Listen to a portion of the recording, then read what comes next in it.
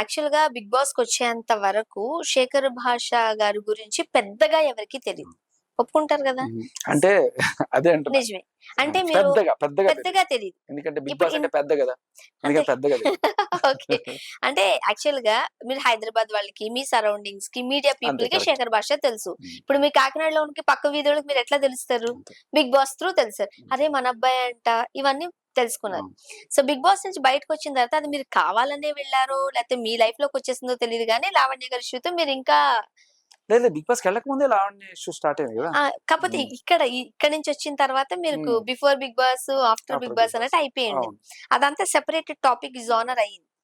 ఇప్పుడు మీరు టెకీగా మంచి నాలెడ్జ్ ఉండింది, మధ్య మధ్యలో మంచి మంచి జోక్స్ వేస్తున్నారు. మీరు వెళ్ళగానే విజయ్ గానో ఆర్జే గానో ఈ జాబ్స్ రావడం కాస్త కష్టమే. వచ్చేసాయా మీకు?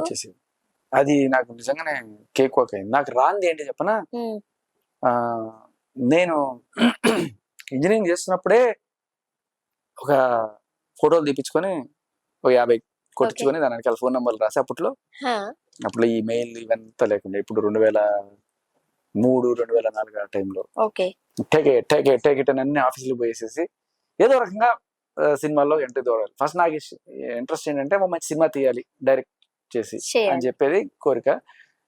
కొంతమంది దగ్గర అసిస్టెంట్ డైరెక్టర్ గా చేద్దాం అనుకుంటే ఏం చేస్తున్నాను, ఇంజనీరింగ్ చేస్తున్నాను అంటే తర్వాత కనపడాలి. 2-3 సార్లు ఈ సౌండ్ వచ్చిన తర్వాత ఎవరైనా అడిగితే కంప్లీట్ అయిపోయింది సార్ అని చెప్పి ఏదో ట్రై చేసేవాడు. కానీ బట్ ఏడిగా ఛాన్స్ రాలేదు. కానీ సరే ఈ సెమిస్టర్ హాలిడేస్ లో వాటిలో ఏం చేసేవాడిని అంటే చిన్న చిన్న సీరియల్స్ వాటికి 4-5 రోజులు షెడ్యూల్ ఉంటాయి సరే అటువంటి ఏమైనా చేసుకుంటూ ఉండేవాడిని. అంటే ఆర్టిస్ట్ గానా లేకపోతే డైరెక్షన్ డిపార్ట్మెంట్? ఆర్టిస్ట్ గానే. డైరెక్షన్ డిపార్ట్మెంట్ లో మనం 4 రోజులు 5 రోజులు చేసి వెళ్ళిపోలేం కదా, కనీసం 4 రోజులైనా చేయాలి. సో ఇవైతే 4-5 రోజులు ఏదో రకంగా ఎంట్రీ అనమాట అన్నిట్లో.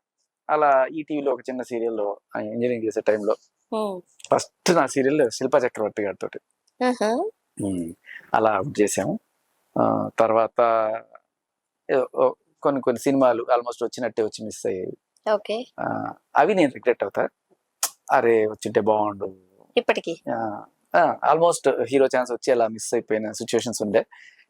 సరే మనకి రాసి పెట్టలేదురా అని చెప్పి మళ్ళీ సంచి భుజాన్ని వేసుకొని మళ్ళీ కాలేజ్కి వెళ్ళిపోయి రాసుకుంటుండేవాళ్ళు. నాకు తెలిసి మీరు ఇంత స్పీడ్ గా మాట్లాడుతున్నారు, జోవెల్ గా ఉన్నారని అంటే చిన్నప్పుడు చాలా గట్టిగా అల్లరి చేసి ఉంటారు మీరు. రోజు అమ్మగారు వడ్డించేవారా మీకు? సో అందరూ పిల్లల్ని నర్సరీకి పంపిస్తే నేను ఆ నర్సరీ నుంచి పోయి పక్కన నర్సరీ ఉంటే అక్కడ ఆడుకునేవాడిని. అంటే మొక్కల నర్సరీ ఉంటుంది. అందరూ రెయిన్ గోవే పాడుకుంటుంటే నేను అక్కడి నుంచి పారిపోయి పట్టాలు ఎక్కేసి ట్రైన్ గోవే అని పాడుకునేవాడిని. చాలా అల్లరి చేసేవారు. ట్రైన్ కింద రాళ్ళు పెట్టడాలు, కాయిన్ పెట్టగా కంకరాళ్ళు పెట్టడాలు చాలా అల్లరి చేసేవాళ్ళు. కొట్టలేదా మీ మమ్మీ? ఎత్తుకునేవాళ్ళు పాపం చాలా సార్లు. ఎత్తుకునేవారు. ఎందుకు అంత టెన్షన్ పెట్టారు? నాకు తెలియదు, వెళ్ళిపోతుండేవాడు. ప్రపంచాన్ని ఎక్స్ప్లోర్ చేయాలని ఉండేది. అలా వెళ్ళిపోతుండే. చిన్నప్పటి నుంచే ఉంది మనకి వెర్రి పిచ్చి అన్ని. మామూలు కాదు అసలు. పాపం మా అమ్మ చాలా టెన్షన్ పడి ఉంటారు మీతో. దొరికినదే కాదు, రంగు కొంచెం బానే ఉన్నారు. వేళ్ళు పడేవా? బాగా మామూలు కాదు. అంటే ఆఖరికి ఏ స్టేజ్కి వచ్చింది, గేట్ దగ్గర కట్టేసేది అనమాట గొలుసుతో తాళ్ళుతో.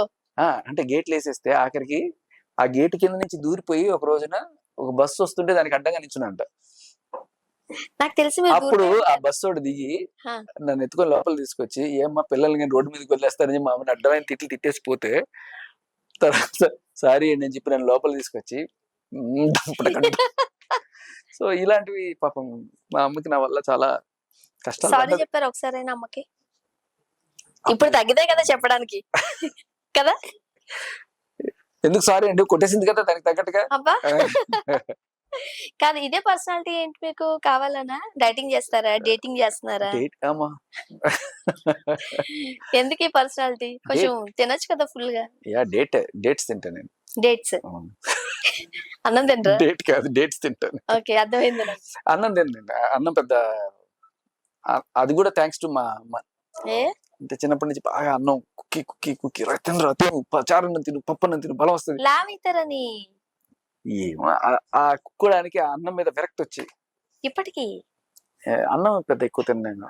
ఇంకేదో ఎవరన్నా మొహమాటానికి పెళ్లికి వెళ్తే తినకపోతే ఏదన్నా మరి ఏం అనుకుంటాను. తింటారు పొద్దుట్లు వేసిన దగ్గర లేకపోతే నుంచి? దేవుడు పులిహార చేస్తే తినకపోతే దేవుడు కోపం వస్తుంది, అలా జస్ట్ కొంచెం వేసుకుంటాను తప్ప. దేవుడు అంటే భయం ఉంది మీకు? భయం లేదు, భక్తి ఉందా? గౌరవం ఉంది అంతే. భక్తి కాదు, గౌరవం.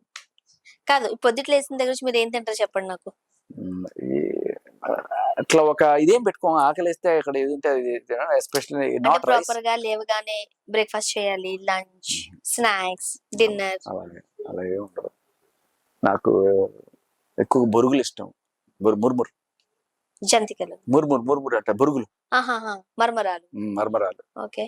సో అవి ఎప్పుడైనా మా అమ్మ ఇంకా పప్పు ఇవన్నీ మొలకడ చారులు ఇట్లా ఏమైనా చేస్తే బాగున్నాయంటే అన్నం పెట్టుకోకుండా బొరుగులు ఎన్ని వేసుకుని దాంట్లో వేసుకుని కలుపుకొని తినేస్తాను. బొరుగులో కలుపుకుని చాలా తింటారా? బాగుంటది. ఇంకోటి ఏంటంటే మీరు బియ్యమే తింటారు, నేను బియ్యమే తింటాను. మీరు ఏం చేస్తున్నారు? వండుకుని తింటున్నా. కాదు, దాంట్లో నీళ్లు పోస్తున్నారు. ఆ బియ్యంలో నీళ్లు పోస్తే అన్నం. అన్నం, బియ్యంలో గాలిపోతే బొరుగులు, అదే మురమరాలు. ఇదే లాజిక్ అబ్బా. అది ఇది ఒకటే. ఓకే. కాకపోతే మీరేం చేస్తున్నారు, ఇది బరువుగా ఉంటది, అదే బియ్యం గింజని మీరు బరువు చేస్తారు, ఇది తేలిగ్గా ఉంటది. Okay. So will be energy తొందరగా వస్తుంది, లైట్ వెయిట్ ఉంటది, హాయిగా కడుపు బరువు ఎక్కదు, అది ముందుకు రాదు. సీక్రెట్ అయితే. సీక్రెట్ అయితే ఇదే ఖచ్చితంగా. మీ వైఫ్ అంటారా అండి మరీ సన్నంగా ఉన్నారు అని, పట్టుకుంటుంటే బొక్కలు తప్ప ఏం కనిపించట్లేదు, కొంచెం గట్టిగా తినండి, అట్లీస్ట్ గాలన్న కొట్టించుకోండి అని. బాగా బాగా తింటారు కానీ అంతే. ఏం తిన్నా పట్టదండి, వంట పట్టదు. అంటే basically digestion problem. Digestion problem కాదు, జెనెటిక్. మా తాత మా నాన్న అందరూ బాగా ఎట్లానే బక్క ప్రాణులు.